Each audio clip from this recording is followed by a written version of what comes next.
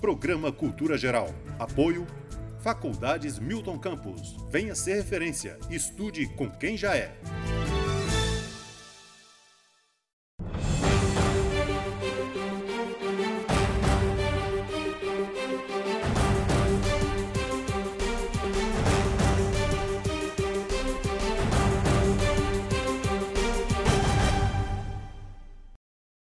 Muito boa tarde, começando agora mais um programa Cultura Geral. Hoje a gente vai discutir aqui essa questão sociológica que a gente tem vivido, né? É um processo de evolução da raça humana. A ideia é discutir também a questão indígena, mas para isso a gente precisa de uma legitimidade, né? E a Aveline Buniacá, que era a índia que viria, ela não conseguiu chegar a tempo porque é uma outra realidade, é um outro contexto, né? É um trabalho que precisa ser feito, né? Não existe nada diferente na cultura indígena que a gente ainda conheça. A gente não conhece nada dos índios, né? Então, assim, a gente está vivendo um momento muito difícil e os índios já passam por isso há muitos anos, há centenas de anos, né? E eu prometo que eu vou trazê-lo aqui com muita paciência, com muita calma. A gente precisa fazer um histórico e entender a realidade desses povos, dessas pessoas que nos deram origem, né? Deixa eu fazer uma homenagem aqui também à minha amiga Viviane, que hoje eu tive batendo um papo com ela e nós conversamos sobre várias coisas relacionadas a diversidade humana, e eu tenho que deixar esse abraço registrado. E a outra pessoa que eu preciso deixar um abraço fraterno e muito amigável é a Virgínia, né? A Virgínia é uma assessora de imprensa que me deu a oportunidade de entrevistar aqui o Romeu Zema, e quando foi, à época, ainda coordenadora da campanha na área de assessoria de imprensa. E eu queria deixar aqui meu abraço fraterno, meu carinho, meu respeito, né? E hoje a gente vai fazer uma pauta aqui falando das nossas raízes. Virgínia, tenha todo o meu respeito, meu abraço. E vamos juntos aqui assistir aqui, bater esse papo aqui com a minha amiga Nila Rodrigues, que já está aqui. Essa militância nossa não é fácil, né, Nila? Não. Hein? Não. Nila, seja bem-vinda mais uma vez, é um prazer te receber. Eu acho que toda vez que a gente vai conversar, a gente precisa respirar fundo, respirar com calma, né? Porque a realidade que nos é apresentada é uma e a realidade de fato vivida é outra. Seja muito bem-vinda. Exatamente. Muito obrigada. Sempre que precisar pode chamar. Ótimo estar aqui, é sempre um prazer. Ô Nila, óbvio que para a gente discutir a questão do índio, a gente precisa ter um índio, né? Mas a gente podia fazer um breve relato assim, da história e buscar um pouquinho dessa referência na nossa cultura aqui na região metropolitana? Podemos, assim, um breve relato, né? Muito breve. O nosso relato é sempre a partir do momento do encontro, né? Porque eu não sou indígena, você, né? Se for indígena ainda não sabe. Eu sou descendente bugre. Bugre seria o quê, exatamente? Eu conversei com o professor meu, que era antropólogo, ele me falou que era uma espécie de nativo, então era um índio, Isso. né? Mas agora eu não sei, essa é uma boa... Eu já tentei pesquisar e tudo, mas o caminho não é, o caminho é na academia, então não tem outro caminho. Então eu tenho que buscar essas raízes aí. Exatamente. Que é a minha matriz é ali pro lado de Santo Antônio do Rio abaixo e tal. Uhum. Então, por que eu estou te dizendo que uma narrativa falando sobre a história que contemple os povos indígenas, nós faríamos, né, eu particularmente faria a partir do encontro, né? Eu sou descendente daqueles que foram escravizados e que encontraram os indígenas aqui, que primeiro haviam sido escravizados, né? Antes de chegarem os escravizados da África, os indígenas também foram escravizados, né? Então, é nesse contexto de encontro de civilizações que, na verdade, quase dizimou a população indígena, quase dizimou, né? Porque ainda temos vários indígenas, né? Várias aldeias indígenas, nós temos línguas indígenas vivas ainda, né? Nós temos indígenas ocupando seu espaço político. Então, assim, nós ainda, né? Nós não só ainda temos indígenas, como a nossa população indígena está crescendo, felizmente, né? A partir da década de 90, essa população já vem crescendo. Então, esse encontro foi tumultuado, esse encontro foi conflituoso, né? E o que existe hoje ainda é resquício desse conflito. Que conflito? As missões jesuíticas, né, que foram traumáticas também. A gente sempre tem a impressão de, quando a gente estuda na escola, né, que a missão dos jesuítas foi muito nobre, né? Para eles poderia ser muito nobre. A partir dos jesuítas, algumas coisas em termos de língua, né? O Tupi-Guarani, por exemplo, algumas coisas o Zé de Anchieta trabalhou, né? Mas, assim, esse encontro ele foi traumático, né? A ideia era batizar.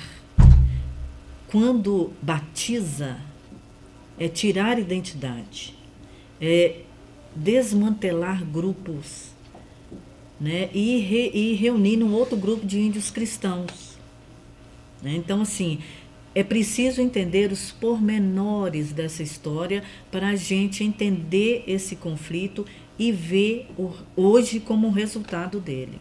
Então, em termos de história, o que a gente pode falar é isso. Foi conflituoso, quase dizimou as populações indígenas, mas desde o primeiro momento houve resistência. E mesmo quando os jesuítas criaram os aldeamentos indígenas, ali também houve resistência e sempre se procurou manter a memória, né, para que depois se conseguisse reconfigurar grupos. E isso aconteceu, né? Quando teve o Projeto Rondon, também foi outro conflito, né? Também foi a ideia de desterritorializar, mas também retirar identidades indígenas, né? E houve também subversões dos próprios indígenas como forma de resistência, subversão ao sistema, né? As escolas indígenas, muitas vezes, as crianças eram proibidas de falar a própria língua, né? Eram internas nessas escolas, né? Na época da ditadura militar, na época da expansão, né, para dentro do Brasil. Então, quando eles eram proibidos disso, eles também subvertiam. Falavam escondido, falavam nos grupos quando não tinham professor, né? Falavam em família quando iam visitar suas aldeias, né? Então, isso é importante. Tudo isso está na história. E a gente não consegue fazer isso de forma linear. E a gente não consegue aprofundar sem ter a perspectiva do indígena, né? Aquele que tem no sangue, e que tem, mais do que no sangue, tem na vivência, na convivência com o grupo, o que é ser indígena. Nila, qual a importância de Darcy Ribeiro nessa história toda? Se eu te apertando assim, mas eu acho que não tem como falar um pouquinho da história dessa viagem que a gente está fazendo sem tocar no nome, e até para fazer uma homenagem a Darcy Ribeiro. Não, assim, Darcy Ribeiro foi uma pessoa importantíssima em termos acadêmicos, principalmente, mas também como alguém que colocava o acadêmico no tom ou no falar mais coloquial. Eu acho que muito do que o brasileiro tem em termos de respeito aos indígenas é pelas publicações de Darcy Ribeiro, pelos discursos de Darcy Ribeiro e pelas ações de Darcy Ribeiro. Como vocês sabem, eu sou estudiosa do patrimônio cultural, eu estudo os museus, e Darcy Ribeiro foi responsável pela criação do Museu do Índio, né? O Museu do Índio, que existiu até bem pouco tempo, era um museu muito específico e que trabalhava com as referências materiais das etnias indígenas, ainda vigentes mais para o interior do país, né? Norte, um pouco ali no Mato Grosso, né? Então ele colocava essas referências no museu. E isso foi muito importante, porque quando você cria um museu do índio, você coloca uma referência na história nacional, né? Uma referência de identidade nacional pautada numa diferença específica, que é o ser indígena. Né? E isso é muito importante, porque existe, se a gente pensar em termos de arte indígena, em termos de cultura indígena, de produção artística indígena, ninguém praticamente nesse país desconhece a cerâmica marajoara. Né? E essa é uma cerâmica legitimamente indígena. Né? Então, isso é uma marca que tem em nossa cultura, né? E em nossa arte. Internacionalmente se reconhece essa cerâmica. Né? A forma como ela é feita, os sinais que são colocados. Né? Então, assim, é toda uma linguagem que tem ali. Então, Darcy Ribeiro foi, eu considero assim, um dos grandes responsáveis, mas em termos de responsabilidade mesmo, como uma pessoa política, como uma pessoa que esteve na gestão, né? Na gestão, no aparato de Estado, como alguém que preserva referências indígenas e como alguém que abre o leque de percepção do país, né? O povo brasileiro, pautado nas diferenças das nossas origens, que jamais devem se misturar, jamais devem se misturar a ponto de se desfazer, porque a diversidade é que é a nossa riqueza. E Darcy Ribeiro pautou muito o povo brasileiro, mas pautando principalmente a diferença indígena, e nessa diferença indígena, as diferenças entre os indígenas. Então, assim, é preciso realmente fazer uma referência a Darcy Ribeiro nesse ponto. Nilo, queria ir para o papo dos museus. Como é que nós podemos enxergar a queima do Museu Nacional, que é a nossa grande referência? Eu fiquei doido para estar com você aqui, para perguntar isso, porque o seu livro, você sabe que o seu livro já andou, ele já está na mão de uma doutora, ela está fazendo um trabalho justamente sobre a evolução e a etnicidade. E quando ela viu a foto no meu perfil do Facebook, e tinha lá a capa, eu falei, eu estou precisando desse livro, me empresta ele e tal. Bom, eu trouxe, e aquele livro que eu falei, se eu vou sortear, acabei presenteando, porque ele vai servir muito, acho que inclusive, na hora que acabar, você vai ser convidada para falar alguma coisa lá na FUMEC. Mas, como é que nós podemos enxergar, de qual ângulo que nós podemos enxergar, e qual é o tamanho da perversidade que existe na queima da nossa referência cultural maior, que o Museu Nacional está para os brasileiros como o Louvre está para os franceses. Né? Pois é. No início, né, das lamentações pela perda, se falou na questão do museu ter 200 anos. Né? E o fato dele estar numa edificação que foi ocupada pela monarquia. Né? Mas eu pensei muito, e na verdade a perda nunca foi de 200 anos. Né? O que se queimou ali tinha muito mais que 200 anos. Né? E a gente estava falando agora de Darcy Ribeiro, e a gente lembrou do povo brasileiro, e é bom a gente lembrar o que é esse Brasil brasileiro, né? O que é esse Brasil dentro dessa linha que forma esse mapa. Né? Ele é natureza, ele é fauna e flora, ele é oceano, ele é rio, ele é montanha, ele é a diversidade em termos naturais. E sempre foi. né? E a gente vê o que se perdeu ali foram elementos importantíssimos de pesquisas que estavam acontecendo. Luzia, por exemplo, 11 mil anos. A múmia. É mais de 200 anos que se perdeu ali. Fora isso, alguns dos animais pré-históricos, né? Eu não gosto muito desse termo, mas ainda é utilizado cientificamente, né? Esses animais são muito parecidos com os antigos dinossauros. Isso é uma referência da evolução natural que aconteceu nesse território. A partir de quê? Né? Como que isso ocorreu? Seriam essas pesquisas que mostrariam isso. E é muito interessante quando um museu se abre para a população e a população sente que ela é convidada a entrar. Ela é uma convidada especial naquele museu, que era o que acontecia com o Museu Nacional. O lugar onde ele estava é um lugar de uma população de média a baixa, né? De classe média a baixa. E o lugar onde ele está, ele era propício à visitação geral e ele não cobrava para entrar. Né? Então, e quando você entrava num museu desse, quando você entra num museu desse, você tem a impressão de que você está dialogando com um passado que é seu.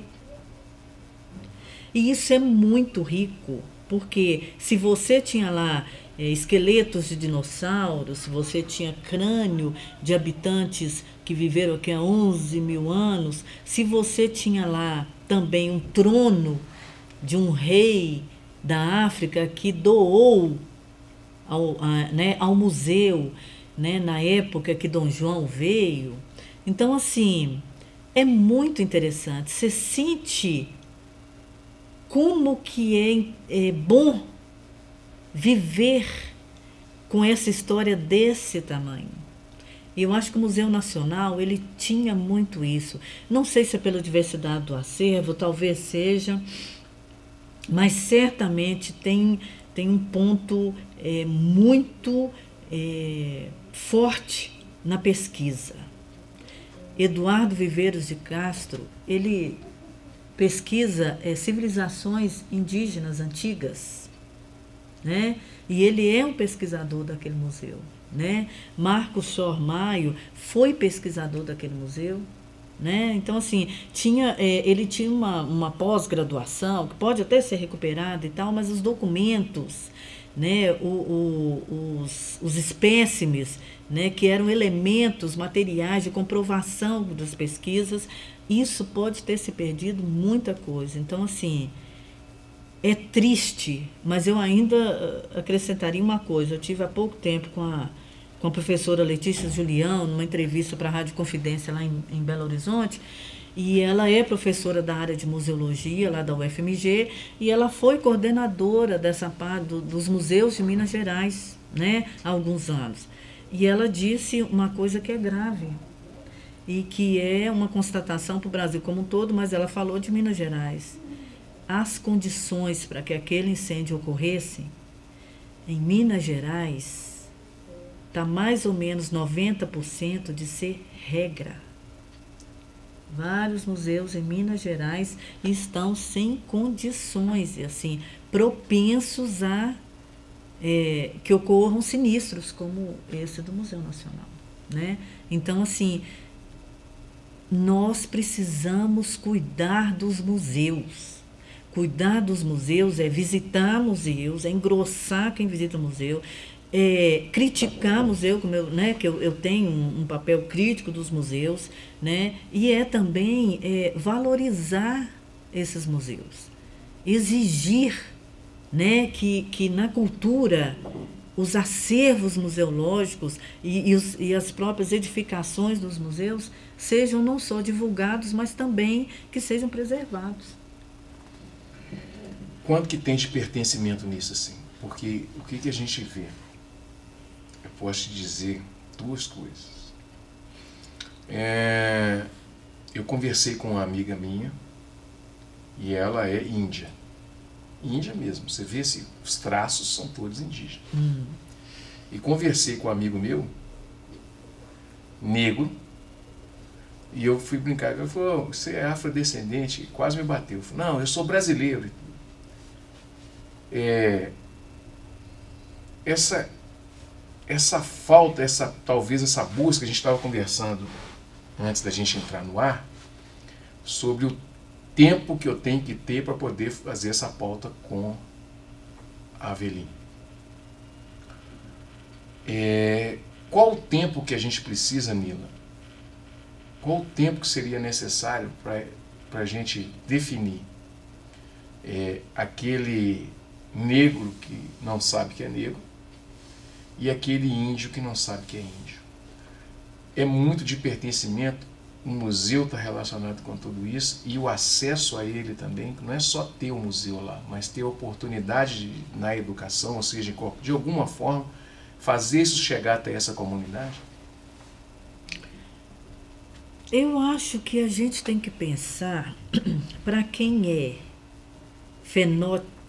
fenotipicamente e não admite que a gente tem que dar o tempo necessário para descolonizar o pensamento dessa pessoa. Há várias razões para uma pessoa não se admitir negra. O racismo é a mais dolorida delas. Para eu me admitir negra, como eu me admito negra, eu também sei que eu vou enfrentar racismo. Quando eu me admito, quando eu assumo a minha identidade, não é para voltar atrás mais. Mesmo porque não dá para voltar atrás mais. E, na verdade, muitas vezes as pessoas não se admitem negras ou indígenas por causa do racismo, mas elas, na verdade, só não se admitem para aqueles que são e se admitem. Por exemplo, eu sou negra e não me admito como negra. Mas eu não me admito para os outros que são como eu. Porque uma pessoa branca, ela diz para os não brancos o que eles são. É por isso que numa casa, por exemplo, a empregada sabe exatamente a cor dela. Se ela trabalha para pessoas brancas, ela sabe a cor dela, porque é isso que as pessoas brancas falam dela. É o lugar onde as pessoas brancas a colocam. Numa escola, por exemplo, se um aluno é rapper, é uma escola de periferia, o aluno é rapper, o aluno...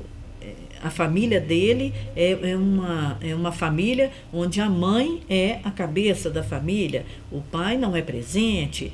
Tudo isso, normalmente os professores localizam, não, esse menino é negro, ele já não vai dar em nada, esse tipo de coisa. Existe isso. A gente precisa ter duas coisas em mente, pessoas ativistas como nós, que vê que o que as pessoas são e elas não admitem. Duas coisas. Primeiro, temos que descolonizar o pensamento dessas pessoas. Depois, temos que descolonizar o nosso pensamento, porque não adianta eu falar para as pessoas o que elas são. Eu posso mostrar para as pessoas o que eu sou. Eu sou o que eu digo que eu sou negra. Agora, eu posso ainda, como vem acontecendo com política pública de Estado, fazer leis que na educação trabalhem tanto professores quanto estudantes a respeito dessas diferenças como riquezas. As diferenças numa escola, por exemplo, não pode ser esse menino vai dar alguma coisa e aquele ali não vai dar em nada. Não é essa a diferença. A diferença é, em termos culturais, a construção crítica que um rapper faz da sociedade pode ser diferente da construção crítica que uma pessoa, que uma estudante branca faça da sociedade, porque a escola é o espaço de construção crítica, do pensamento crítico sobre a sociedade. A escola é isso. né, de construção de conhecimento, de percepção do todo. Então, a gente tem que descolonizar pensamentos. E uma grande forma são políticas públicas. E aí, onde que o museu entra? Ora, o museu sempre entrou em parceria com a escola. Sempre, uma vez no ano, pelo menos, a escola faz uma visita a museus. Em Belo Horizonte, estudantes de UMEI, aqueles meninos miudinhos, vão em museus. Este museu tem que estar pronto para contribuir com a escola no pensamento de descolonizar a percepção do Brasil. Não somos monárquicos, não somos descendentes de reis de Dom Pedro, de Dom Pedro I, não somos. Não somos só descendentes daqueles que foram escravizados. Não somos só descendentes de indígenas. Nós somos, como o Brasil, quando eu falo eu sou brasileiro, eu sou de um país onde as diferenças são a riqueza, a diversidade no construir do nosso processo histórico é que faz a gente ser o que a gente é hoje. Diferentes e ricos. Essa riqueza não é possível você pegar e pôr numa panela e levar a panela embora, porque em todo lugar tem cultura e essa cultura é sobre o Brasil, porque ela é pautada na diversidade. É igual a natureza que estava no Museu Histórico, no Museu Nacional. É igualzinho à natureza que estava lá. Toda diversa.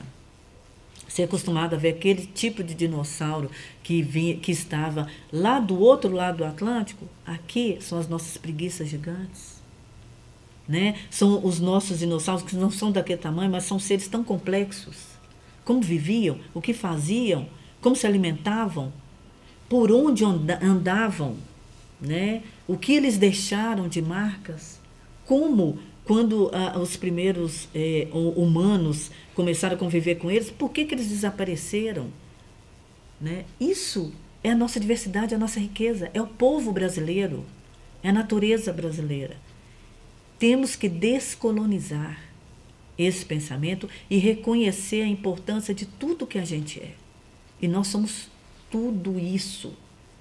Mas individualmente a nossa identidade pode estar compactuada com uma especificidade. No meu caso, a minha identidade está devedora daquele escravizado que veio para cá e resistiu.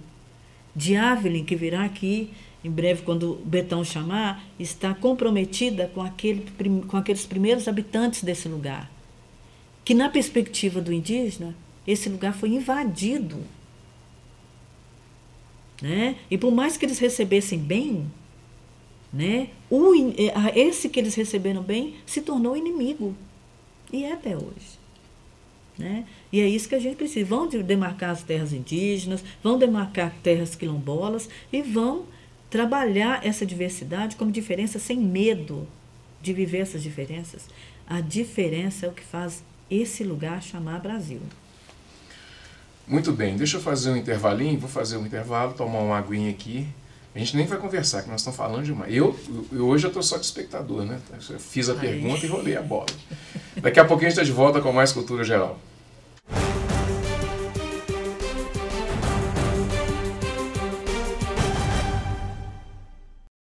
Programa Cultura Geral. Apoio Faculdades Milton Campos. Venha ser referência. Estude com quem já é.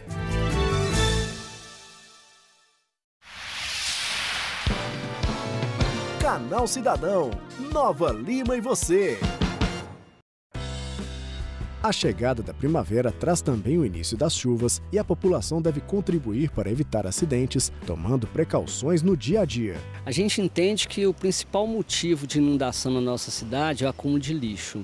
Então a gente orienta que as pessoas não joguem lixo nas ruas, coloque esse lixo para coleta no horário adequado e não deixe materiais de construções expostos na rua, porque esses fatores podem acarretar no entupimento de bueiros e causar inundação na nossa cidade. Uma dica importante é a verificação se existem trincas e fissuras nas estruturas das residências. Não se deve tentar atravessar uma rua alagada ou inundada a pé ou de carro. A orientação que damos é que temos que esperar o nível da água baixar. A Defesa Civil orienta, quando estiver ocorrendo a chuva de grande intensidade, que o cidadão sempre procure um local adequado, nunca ficando debaixo de árvores ou de linha de alta tensão, pois pode atrair raios ou mesmo cair. Os condutores também devem estar atentos ao período e redobrar os cuidados no trânsito. Principalmente nos períodos chuvosos, deve-se atentar aos itens de segurança, tais como pneus, freios, paletas de limpadores de para-brisa. Lembrando sempre de manter os faróis acesos para que a visibilidade do veículo seja maior. Evitar vias alagadas e procurar rotas alternativas. Não pare o veículo próximo a árvores ou poste. Ao sinal de uma chuva muito forte, estacione o seu veículo em local seguro, observando as leis de trânsito e aguardando que a chuva diminua a intensidade ou cesse.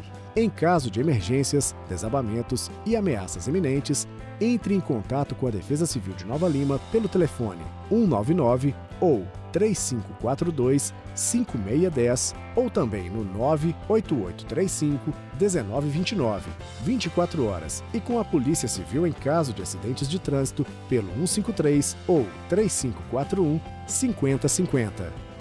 Saiba mais sobre as ações da Prefeitura em nosso site www.novalima.mg.gov.br, nas redes sociais Prefeitura de Nova Lima Oficial e no jornal A Cidade.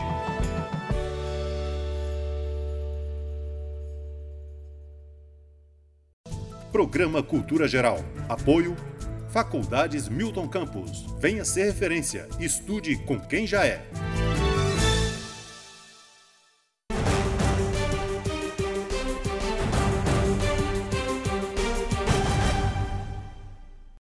Bom, encaminhando aí para a parte final do programa, queria avisar que eu estou com a camisa rosa, porque essa semana nós fizemos uma pauta aqui sobre o câncer de mama e hoje o jornal Banqueta, fez uma matéria também falando sobre o câncer de mama. Eu acho que é muito importante a gente tratar também desses assuntos, que faz com que as pessoas liguem um botãozinho de alerta, né? E aqui em Nova Lima a gente não tem tanto problema assim com postos de saúde, está mais próximo de casa, tem um atendimento com mais qualidade, então fica o alerta aí, né, Nila? Isso. Para as pessoas irem até o posto de saúde, fazer o autoexame, que é muito importante, né? E fica aqui a minha homenagem. É para ter vindo de rosa no dia, eu não vim. Mas estou vindo hoje, no final da semana, para fazer essa homenagem em Outubro Rosa. Ô Nila, a gente está indo para a parte final do programa. Tem alguma sobreposição de cultura nessa coisa de queimar museu? Você acha que tem assim dentro dos seus estudos, pensando nesse tempo todo para cá, que há alguma coisa relacionada aí à sobreposição de cultura? Ou seja, sem o museu nós temos outras formas de completar aquilo que o ser humano vai se formar ao longo do tempo. Então talvez um smartphone com internet descontrolada, uma internet rápida na mão, seria uma alternativa de colocar um outro tipo de cultura no lugar. Esse é um raciocínio que eu fiz. Dentro dessa perspectiva, nós podemos estar criando aí uma geração com pouquíssimas referências? É interessante essa sua análise, porque eu nem tinha pensado nessa questão de sobreposição de cultura, porque para mim, visitar museu, ir em atividades nos centros culturais, ir a um teatro, ir a um cinema, é assim, essencial. Assim, igual tomar banho. Criar filho, tomar banho, ir na roça, né? todo mundo gosta de ir na roça, né? Todo mundo gosta de fazer um passeio e tal. Eu falei essa questão dos museus das escolas irem em museus, e eu falei da questão dos museus fazerem esse entrelaçamento com a escola, e eu menciono ainda que alguns setores educativos dos museus vão às escolas, chamar as escolas para irem aos museus. O Museu do Ouro, lá de Sabará, faz isso, trabalha inclusive com formação de professores, eu, inclusive já fiz uma formação de professores lá no Museu do Ouro, lá de Sabará. Os museus de Belo Horizonte também fazem isso. Essa questão smartphone, internet, eu pensaria o seguinte, eu tenho cá a minha idade aí, né, 57 anos, tenho um filho de 19 que vive no celular. Vive no celular. Tenho uma filha que estragou 2 celulares, agora está sem, e ela vive no notebook. O problema é o que é que essas pessoas consultam. Porque a internet ela é uma democratização, né? E ela além da globalização, ela é uma democratização forçada. Uhum. Né? Você vê as periferias aí com documentários. Se você puser determinados nomes na internet, você acha documentários riquíssimos sobre favelas de Belo Horizonte, por exemplo. Você acha documentários riquíssimos sobre samba no Rio de Janeiro, feito pelo próprio pessoal ali da escola de samba. Você acha documentários riquíssimos feitos por indígenas, que é o caso do Ailton Krenak. Tem um documentário dele em 4 episódios que você acha no YouTube. Só baixar, dá para você estudar cultura indígena hoje, no Brasil hoje, vendo essas coisas. Então, eu não acho que há uma sobreposição de culturas, porque museus colocam acervos seus na internet, né? Museu Afro Brasil tem, o Quembrali tem alguma coisa na internet, né? Tem um projeto que é da Universidade Federal da Bahia, com a Universidade Federal do Rio de Janeiro, que trabalha com exposições de culturas negras no Brasil. O museu é todo virtual. Uhum. Né? Então, o que a gente tem que saber é o que está sendo consumido pelos jovens. Então, o que está sendo consumido pelos jovens também está sendo produzido pelos jovens. Que isso a gente tem que também saber lidar, né? Na minha época, internet não existia. Não que eu pudesse apalpar. A minha época de jovem, quando eu tinha 19 anos, que é a idade do meu filho agora, meu filho mais velho, eu não podia tocar em nada que tivesse internet, porque isso não chegava a mim. Uhum. Né? Moradora de periferia, né? Uhum. De uma família mais simples e tal. Estudei, mas assim, não cheguei. Quando eu terminei a faculdade, eu não tinha essa facilidade que eu tenho hoje de entrar em algum lugar e acessar a internet se eu não tiver o celular, né? Uhum. Então, não existia isso. Quando isso vem e se torna assim tão popular, a gente precisa só ver o que está sendo consumido. Uhum. Destruir um museu continua do mesmo tamanho. A gente vê a comoção que foi pela morte desse museu nacional. Uhum. Né? E ele é um museu, é um prédio de 200 anos, com coisas, um crânio de 11 mil anos, alguns ossos ali, né? Algumas maquetes de animais que viveram há 8 mil anos. Né? E isso foi grave. A população foi lá e para ver, eu não estou vendo isso, eu não estou vendo esse museu se acabar. Então, e toda essa população certamente tem celular. Uhum. Certamente tem um notebook que seja. Né? Então, é interessante essa sobreposição de cultura, a gente deve inclusive pensar nisso. As coisas não duram para sempre, né? 8.000 anos não aguentou um incêndio, 11.000 anos não aguentou um incêndio, 200 anos não aguentou um incêndio. Seja isso uma poltrona, seja isso um crânio, seja isso um osso. Né? Então, onde que mais que isso pode ficar? Agora, o que a gente não pode perder é o conhecimento que essas instituições têm. Não é só a coisa. Porque xícara eu compro no supermercado. Poltrona eu compro numa loja de decoração. Crânio, né, a gente acha aí, né, de plástico, de parafina, né, de um monte de coisa. Agora, o que isso representa é o X, a importância do conhecimento. Isso é fonte. Então, não adianta essa fonte estar acessível no celular. O celular pode te dar a visão tridimensional de um crânio, ou de um trono de Daomé, como é o caso ali, ou de uma xícara usada há 200 anos. Pode te dar essa visão. Agora, você precisa entender o que isso está representando naquele museu, Museu Nacional de História, de Etnografia, de Antropologia. Ele tem um contexto. Né? E ele, se ele for sozinho, se ele for a única xícara possível de ser encontrada, não existe outra no mundo, ele representa o que especificamente? É uma xícara, mas o que ela representa é tudo o que ela contém, não é água. É conhecimento, é fonte, é história.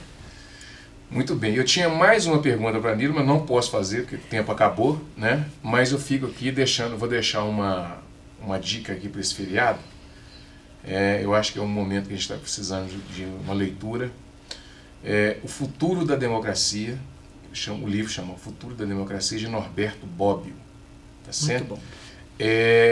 Quem não quiser e não gosta de leitura, você acha O Futuro da Democracia no YouTube. Tem um professor que dá uma aula aí de uns 20 minutos, 24 minutos mais ou menos, sobre o futuro da democracia, que é o livro de Norberto Bobbio.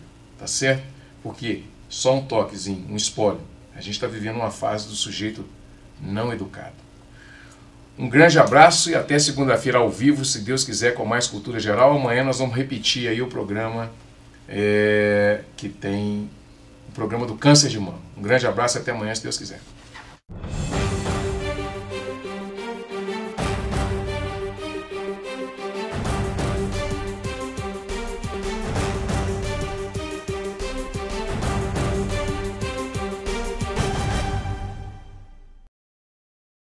Programa Cultura Geral. Apoio Faculdades Milton Campos. Venha ser referência. Estude com quem já é.